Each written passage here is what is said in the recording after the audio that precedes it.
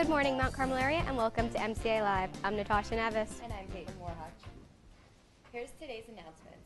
Today is Friday, May 8th, day 3. FTA is selling short and long sleeve tie-dye t-shirts. The shirts are Kelly green with navy blue lettering with a Dr. Seuss quote. Cost is $14 for short sleeve and $18 for long sleeve. They can be purchased in the office and orders are due today. The AP European History exam will be held today starting at 12 p.m. Any senior who still needs a senior project should see Mrs. Check today. The Rappella Scholarship application is due in the guidance office today by 3 p.m. A reminder that the Northwestern Academy cadets will visit today from 11 a.m. to 2:20 p.m.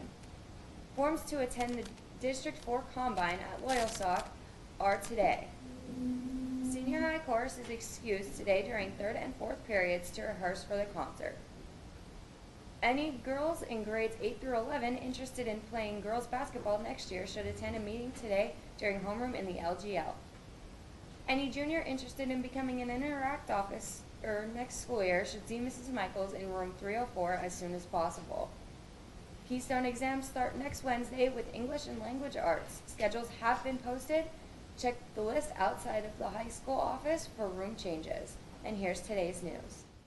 Keep a weather eye on room 229. Mr. Wagner's Earth and Space Science classes have been testing the effects of extreme weather on different types of structures. Teams of students recreated realistic models out of popsicle sticks and glue, keeping in mind how long they thought each would last.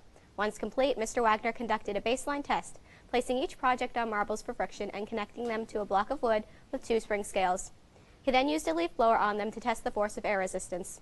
Students learned that structures with flat-facing walls compared to those with walls on an angle experienced much more friction. They then tested the actual weather.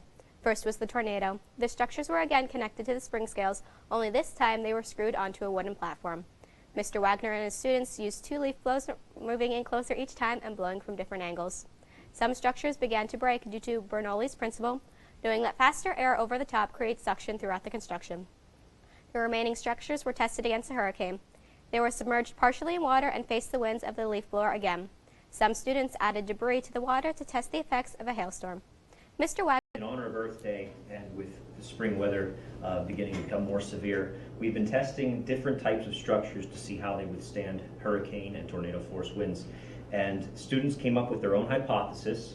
They're testing structures that they built based on different designs. For example, this house, it'll be hit from an angle. This house, they're checking to see how the winds are deflected, having a triangular shape.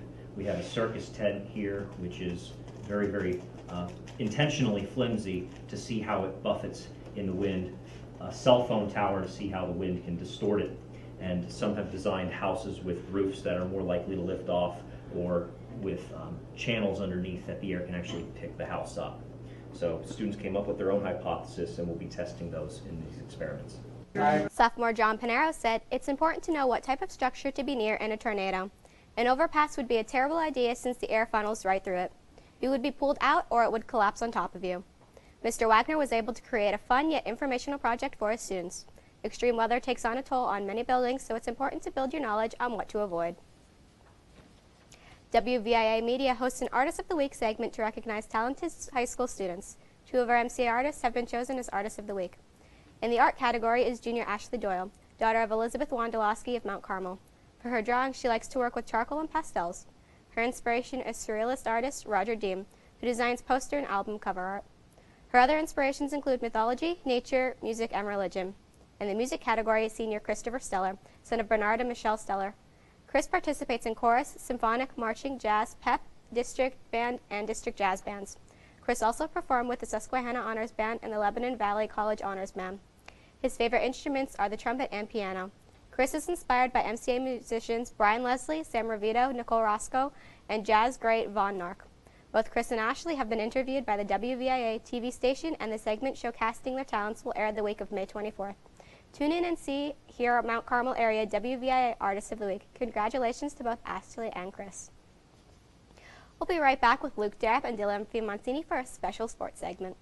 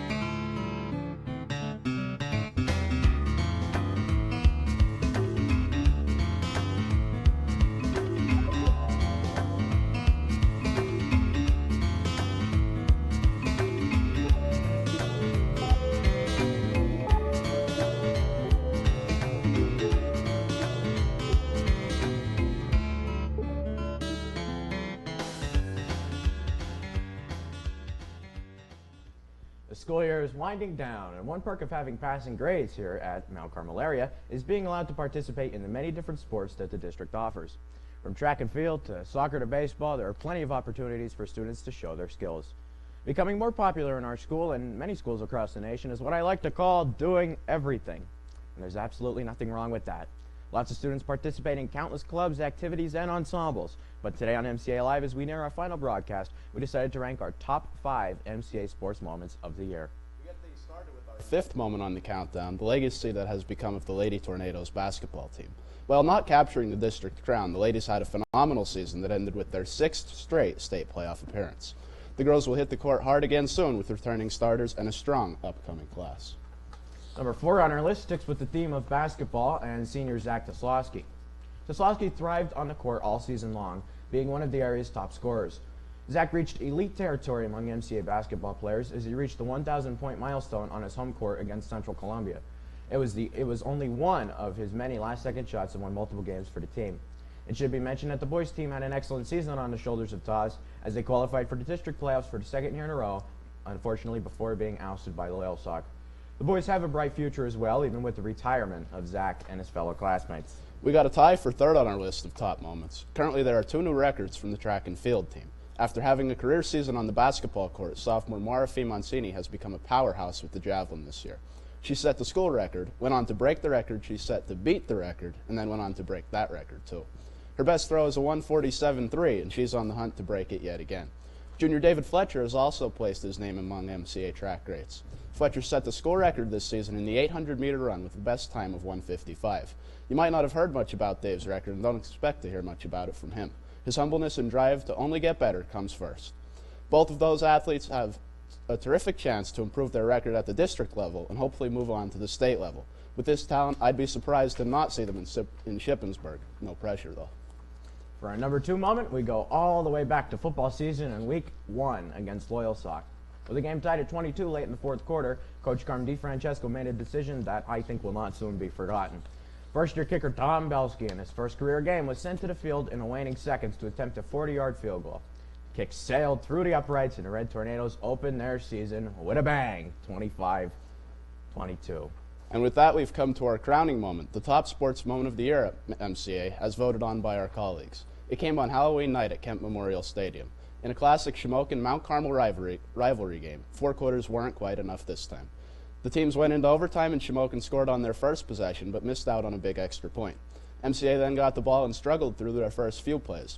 On 4th down, Dominic Farinato found Trayvon White to tie the game, and Belsky came on to kick a game-winning extra point. MCA won the game by a final of 33-32, keeping the coal bucket here in Mount Carmel for the 19th straight season. I think it's true that every athlete has up days and down days, but these students on our list orchestrated moments that will not soon be forgotten. While it's impossible to mention every defining moment, the athletes and their coaches know just how much work goes into a successful year. Sports are far from over, however, as the teams aim towards making leagues, districts, and states. Be sure to support the track, baseball, and softball teams as they close out another successful year. Thanks for tuning in for our 2 cents this year. For Dylan and myself, we'll see you soon. That's all the sports I have for you today. And Dylan, back to Peyton at the news desk. Thanks, Dylan and Luke. The Irvin E. Herr Foundation awards scholarships for seniors pursuing a full-time course study at a college or university. The awards are based on academic standing, financial need, personal interests, and achievements.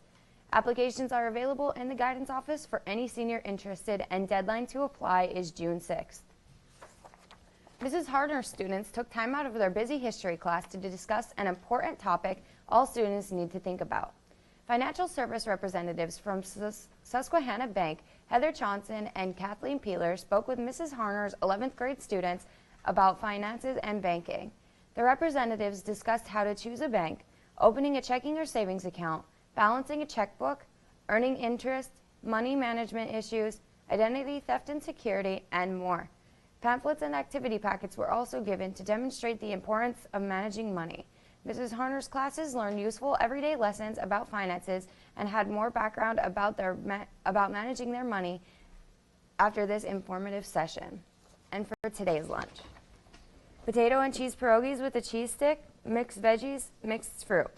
And for Monday's breakfast, cinnamon glazed French toast slice, whole grain cereal with toast, assorted bagels, and 100% juice.